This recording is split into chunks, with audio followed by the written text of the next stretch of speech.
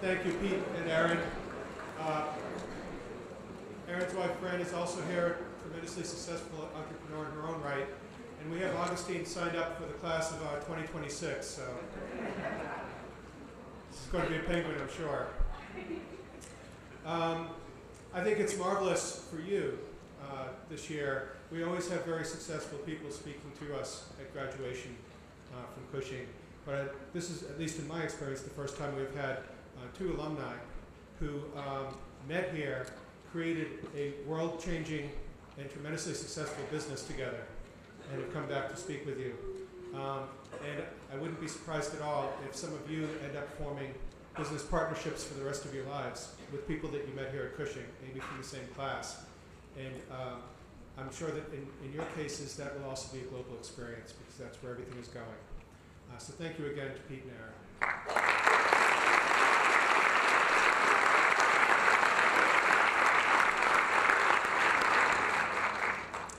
Before we present the 2011 Premier Graduation Awards, yesterday we had an awards ceremony, but we saved our highest accolades that are given to the senior class for the few that are given on stage today. Before that, though, I'd like to make a few points of order. For seniors, when you get, if you get an award and also when you get your diploma, just as yesterday, come on up from this side and head on up this way. I am going to, when I present you with either the award or the diploma, or when Mr. Harrington does, I'm going to shake your hand, and there will be a photographer who will take a picture of that moment. Now, parents, I have a strong suspicion, given the economic incentive, that you will be hearing from this photographer. And he always does wonderful work. Also, parents, if your son or daughter is getting an award, and also when they have their diploma, you're certainly welcome to come up and take a photograph of that moment as well. But please then retreat to the sides so that we don't get all gummed up in here. We want to keep the flow moving smoothly. Thank you. And now for the 2011 Premier Graduation Awards. I'm going to present some, and then for the ideal Cushing boy and girl, I'm going to have Mr. Richard Harrington present those two awards. Dick is the president of the Board of Trustees, a parent of Adina, a wonderful Cushing alumna, and is Jeannie here? Husband of a lovely wife, Jeannie, and also the former CEO of Thomson Reuters, so somebody who's been tremendously successful in his life as well, and a former commencement speaker of great effect. But first, I'm going to give out some other Premier Awards, starting with the Deborah Evans Class of 1974 Award. This is given in memory of a young woman whose dedication to Cushing and to life was limitless, dedication, and then the adverbial. Thank you, English majors. Was limitless, whose spirit brightened every facet of our school, whose warmth and concern touched everyone, and whose presence and vitality have become a cherished part of our academy. Tragically, we lost her at just the age of 19 years. She gave to her school the best of herself to the full extent of her abilities, whether the challenges she faced were large or small. This year, the very deserving recipient of that award actually goes to two students, Margaret Barry and KELSIE Rogers.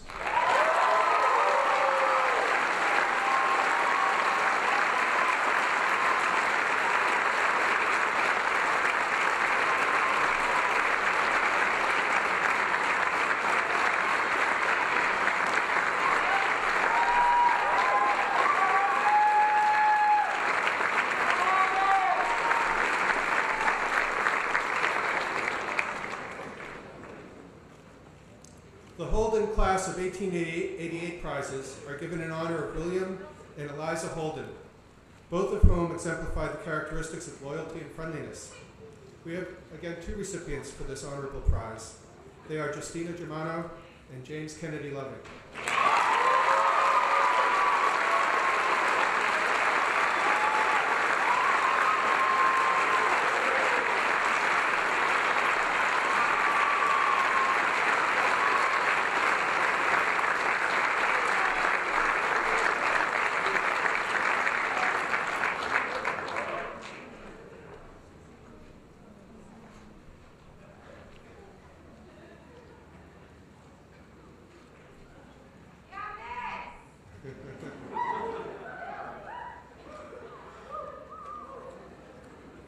glad I only had to give him a certificate because when James was awarded his the cord for being a 4-year senior, it was really hard to reach up there and put it on his head.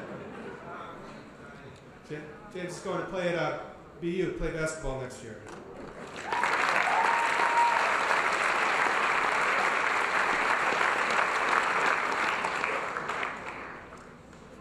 The Pliny A. Boyd Class of 1994 prizes are given to the girl and boy who have demonstrated the best spirit of general helpfulness and have had the best citizenship record during the current school year.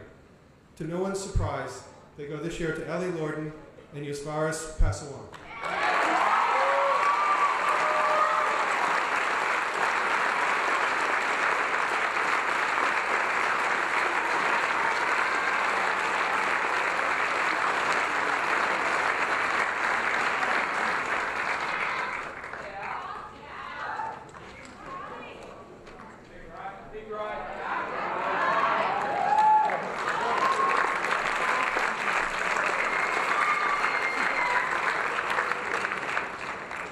The Senator Marcus Coolidge Award was established in honor of Marcus Coolidge, so it was aptly named.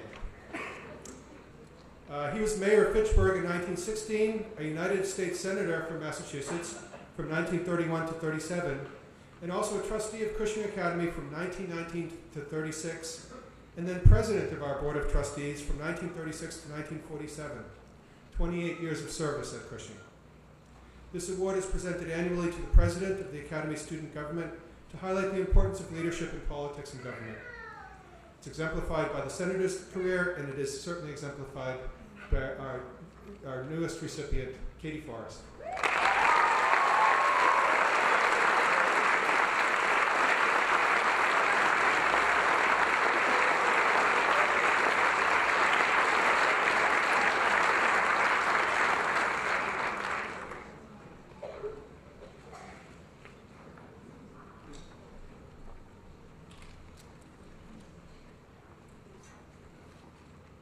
The Eaton Class of 1900 and Dunn Class of 1899 prizes are given in honor of the Eaton and Dunn families whose names are synonymous with the service that exemplifies the best of this academy.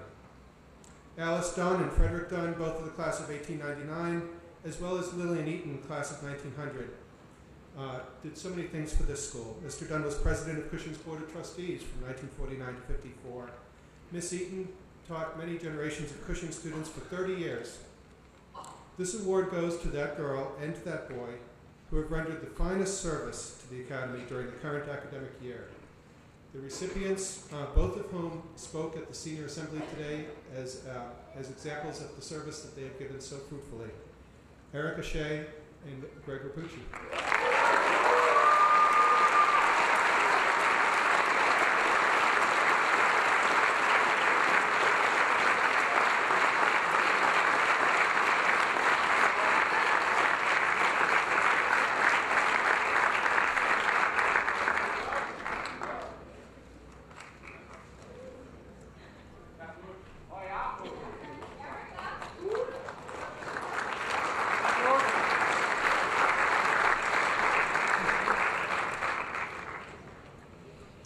Now I'd like to ask Mr. Richard Harrington to come to the podium. I've already introduced him, but also a little bit of a change to our schedule today. I'm also inviting Aaron as the Ideal Cushing Boy to join Mr. Harrington in giving the awards to the Ideal Cushing Boy and Girl this year.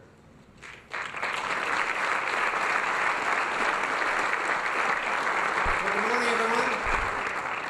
On behalf of the trustees, I want to congratulate you on your years at Cushing and have a great day today. It's a wonderful time. My daughter graduated here in 2007. She just graduated college 2 weeks ago in 4 years, which I was quite pleased. So I got a pay raise.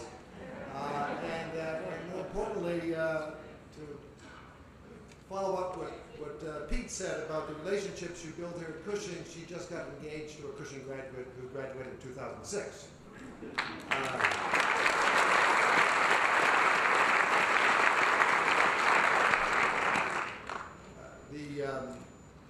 The first award I want to give out is the Pliny A. Boyd 1894 award. It is given to that girl who has demonstrated the highest character and ideals, and through them has exerted the greatest influence. The recipient of this award is known as the Ideal Cushing Girl. This is the Ideal Cushing Girl. She has earned the greatest level of respect from her fellow students and faculty alike. By vote of the faculty, the Ideal Cushing Girl for 2011 is PASAWONGSE Jarion Von Grieu.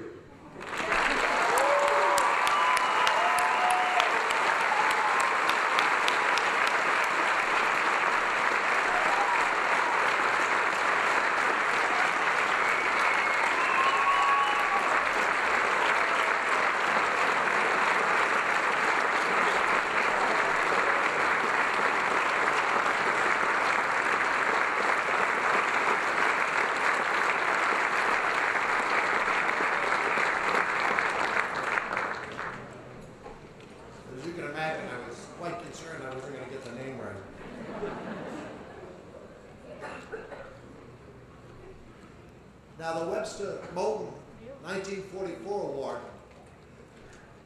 which I always wondered, which is the Ideal Cushing boy, I was wondering why that was 50 years after the Ideal Cushing Girl award. That was supposed to be a joke, but there was an implied joke in there. The Webster Moulton 1944 award is given in memory of a boy who greatly loved the school, stricken with a terminal illness while a student at Cushing. He set an example of courage and cheerfulness. A capable student and athlete, he found joy in helping others and in participating in the activities of our school. The award goes to that boy who most nearly emulates the standards of character, scholarship, and general promise set by Webster Moulton. By vote of the faculty, the Ideal Cushing boy for 2011 is Connor CAVENEY.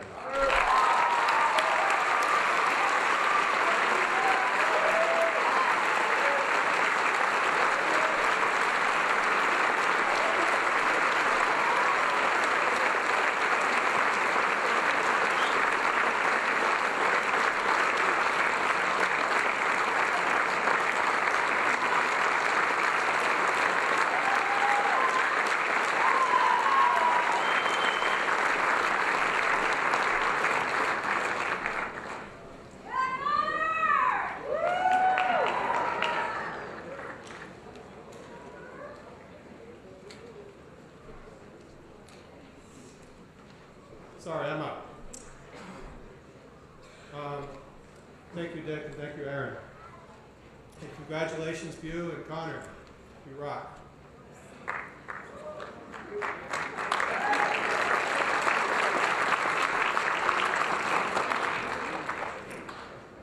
The Alumni Salutatorian Award is given to that student who has the second highest cumulative average in the graduating class. This is quite an accomplishment, and it goes deservingly this year to Sung-Yoon Jo.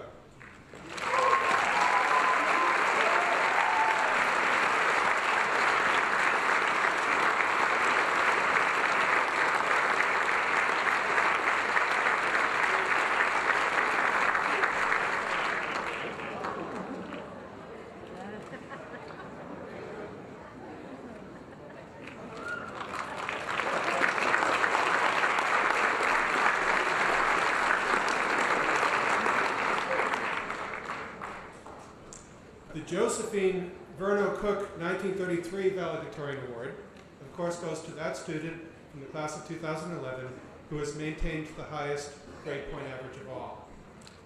And that, of course, goes to Min Woo Kim.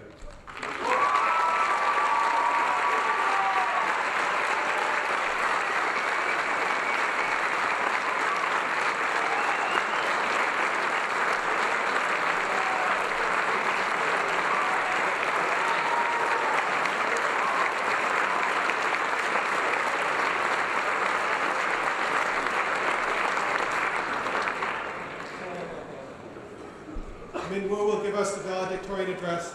I'll hold your prize and give it to you later.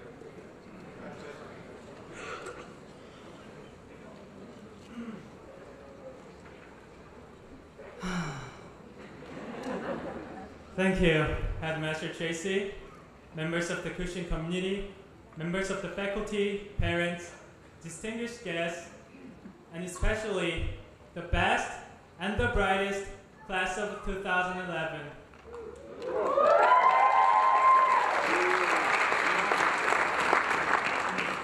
I feel very honored and humbled to speak today on behalf of myself and my fellow graduates.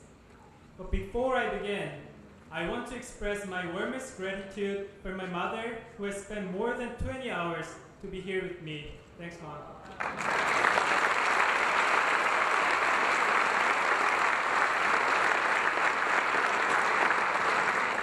Truth be told, it is my first time seeing my mom on this campus.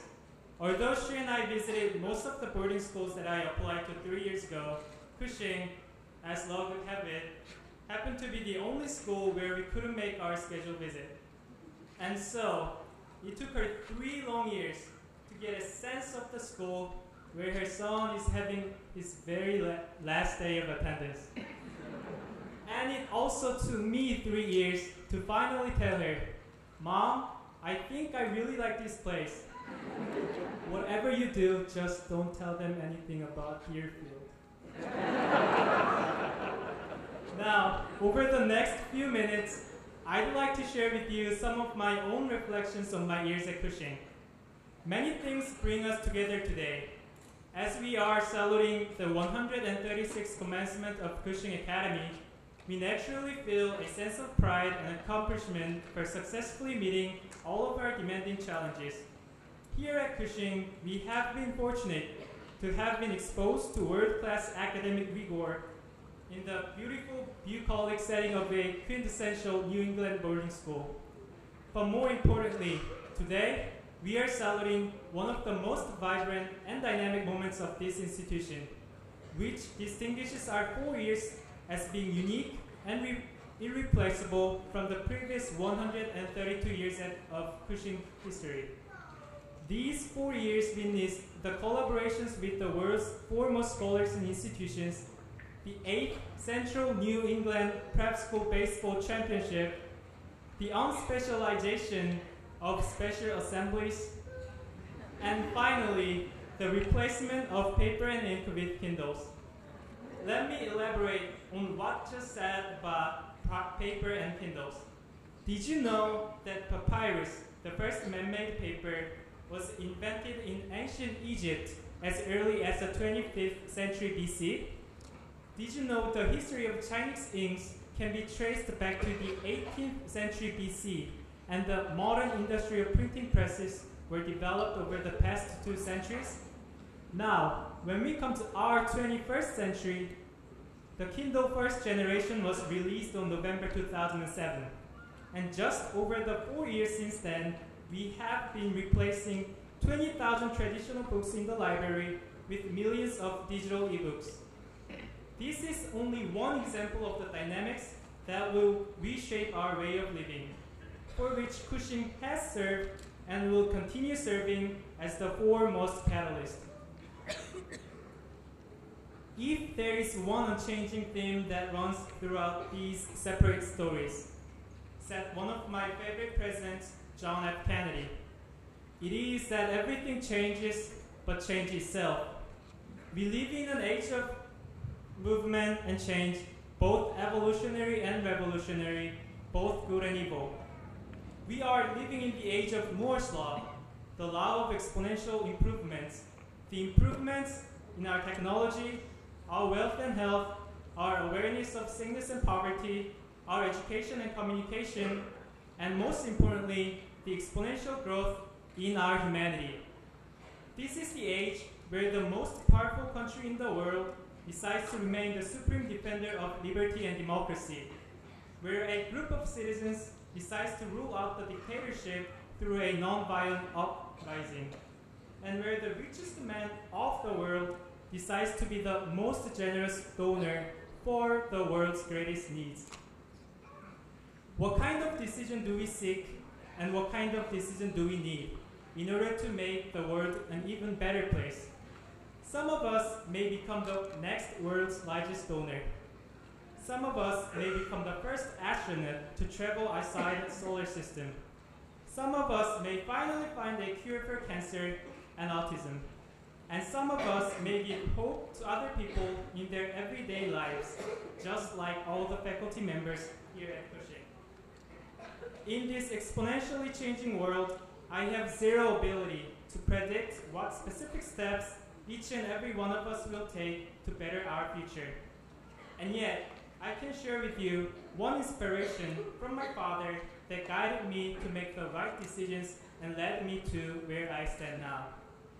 The story unfolds a little more than 3 years ago, in November of 2007. I decided to apply for boarding schools in the following academic year. I wanted to go to a larger school with more variety of courses and activities, better prepare for my future college, and befriend people from varying backgrounds. All the things that I ended up accomplishing here at Cushing. But by that time, I had not yet spent 1 full year here in the United States, and I was homestaying attending my freshman year at some small day school in California for only about 3 months. So this young ambitious boy, who was already having a hard time keeping his schoolwork up to standard, was about to take on an even greater burden of academic work. Trying to manage the application process during school days turned out to be far more stressful and physically tiring than what I expected. During that month, I finished all my schoolwork by 10 in the evening, and only then could I start figuring out the application process, filling out the forms, and writing the essays to potential boarding schools. I often found myself going to bed after midnight. One day, I realized there was something wrong with my lips. I was trying to make a smile, but somehow the right side of my lips was barely moving. It was a weird and scary feeling that I couldn't control my own body. I went to the local hospital and the doctor said it was a facial nerve paralysis caused by mental, physical, or environmental stresses. At that moment, I said to myself, this is it. If my own lips refuse to smile, it means whatever I do, I better stop now. There was no one forcing me to do this anyway. If I gave up, I could sleep some extra hours and hopefully my lips that had gone on strike may come back to me. And yet, there was one last thing that I had to do before I burned and tore up my application forms. Earlier that year, the day before I flew over the Pacific Ocean to come to America, my father handed me a letter. In fact, the existence of that letter was in my mind all the time because it was probably the first letter that my father wrote me on a regular working day. I got back home and took the letter from the drawer. On the white envelope it said, "From Dad to Minu, open it where you feel lost in life." There had been other times when I was tempted to read it, but that line just held me off because I wasn't sure how deeply lost I had to be. But this time, I opened the envelope. From my father, who was a translator of very sophisticated books and a writer himself, and who had himself studied in the United States, a profound letter full of wisdom and advice was what I expected. So you can understand my surprise when a second later I was staring at these 7 letters with a big exclamation mark at the end.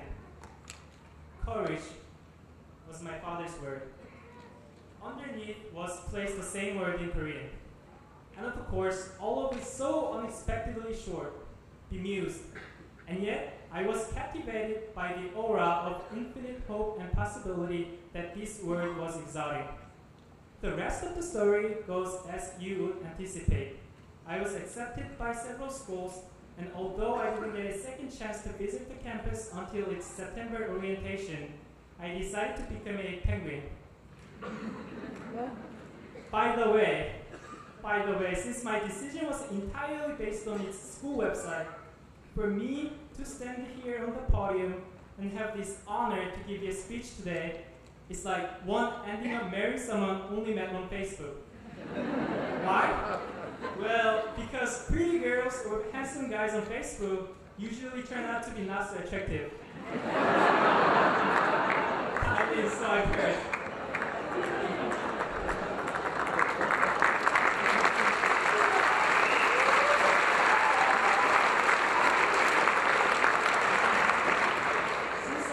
Cushing, my 3 years have indeed proved the limitless power of courage.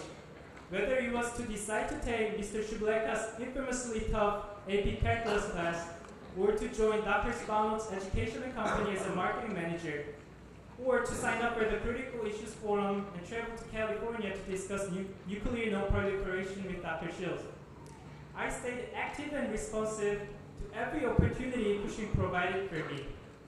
I share this with you because these opportunities have been realized by many of you already. And for my fellow students who are currently underclassmen, yes, those of you way in the back there, these and many other opportunities await you too. But you must have courage to set out a course for yourself to improve your life, to realize your potential and become the person you were created to be. Courage, in the final analysis, is not what you need to learn from the outside inwards. Courage is to discover and believe in what is already there inside of you and demonstrate outwards. My fellow graduates, with my sincere wish for the best luck and future for you, I'd like to finish with a quote from one of our greatest leaders, Winston Churchill. Success is never found. Failure is never fatal. Courage is the only thing. Thank you.